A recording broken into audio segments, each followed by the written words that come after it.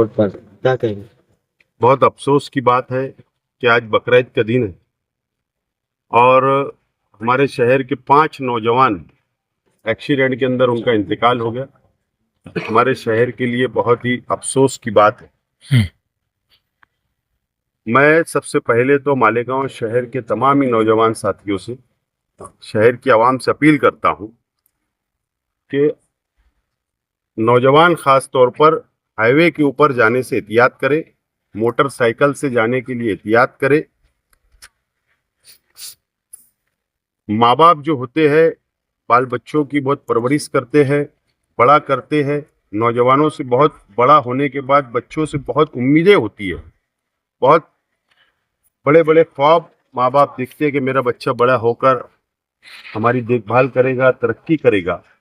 लेकिन नासमझी में हमारे नौजवान माँ बाप को नहीं बताते हुए हाईवे का रुख करते हैं और ऐसे हादसा हो जाते हैं।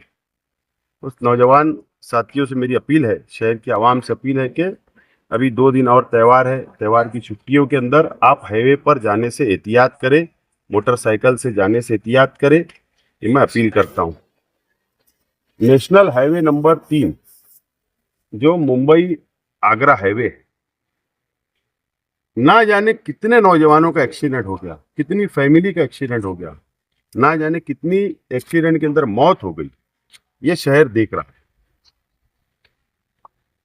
मालेगांव शहर के साथ जो भेदभाव किया जाता है नेशनल हाईवे अथॉरिटी की तरफ से, चाहे हमारा बाईपास हाईवे देखिए मालेगांव शहर का या झोड़गे तक का जो हाईवे है, आप अगर देखेंगे तो यहाँ पर कोई सहूलत नहीं है। ना स्ट्रीट लाइट लगा हुआ है, ना ब्रेकर है, ना सर्विस रोड है। लेकिन लीडरान आते हैं, बड़े बड़े वादे किए जाते हैं, मेंबर ऑफ पार्लियामेंट बड़े बड़े वादे करते हैं, चाहे माजी या आजी, कि हम ये काम कर रहे हैं, हम वो काम कर रहे हैं, और वादे करके चले जाते, लेकिन वो मुकम्मल नहीं होता वादा। और मैं मालेगांव शहर पुलिस प्रशासन हो, नेशनल अथॉरिटी हो या एसडीएम हो या एडिशनल कलेक्टर हो या कलेक्टर हो, मैं रिक्वेस्ट करता हूं कि ये शहर का इम्तिहान ना ले। ये शहर ने बहुत हादसे देख चुका है, कई लोगों की मौत हो गई है।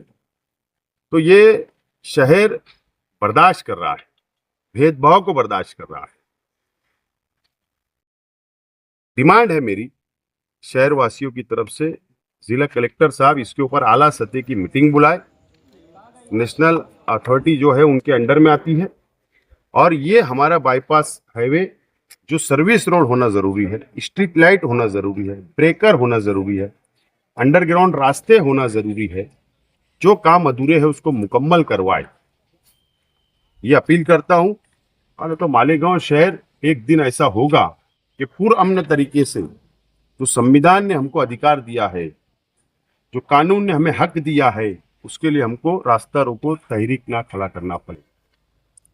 मैं अपील करता हूं कि कलेक्टर महोदय इस बात पर तवज्जो दे।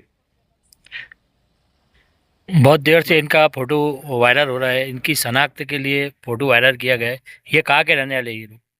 2 एक्सीडेंट जो हुए, 2 नौजवानों का जो इंतकाल हुआ एक्सीडेंट से, जो पहले वो रमजानपुरा के थे, उनकी शनाख्त हो गई, उनकी बॉडी भी उनके मकान तक पहुंच चुकी है। और ये जो 3 नौजवानों का एक्सीडेंट हुआ, इनकी भी शनाख्त हो चुकी है। ये गुरुवार वार्ड के रहने वाले हैं। और जो लोग भी यहाँ पर अपने बच्चों को देखने के लिए आ रहे, शनाख्त करने के लिए आ रहे, मैं अपील करता हूँ आप वो ना आए। सर, ये एक्सीडेंट एक्चुअल हुआ कहाँ पर? 2 अलग अलग?